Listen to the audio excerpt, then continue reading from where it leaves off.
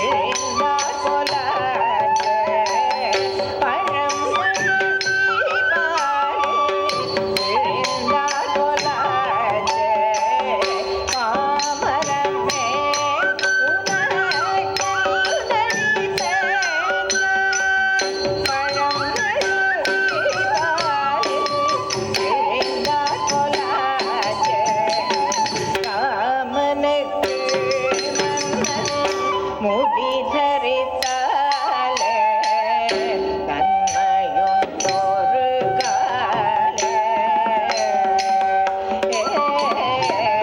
ராமனுக்கு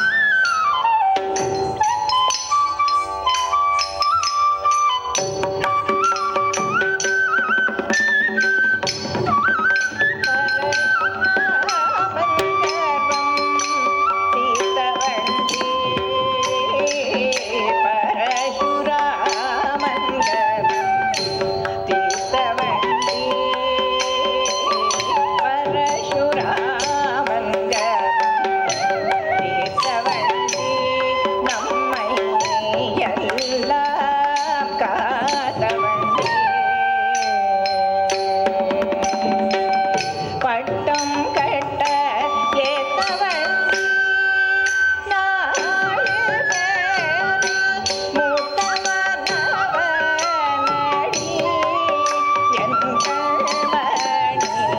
பட்டம் கட்ட ஏத்தவ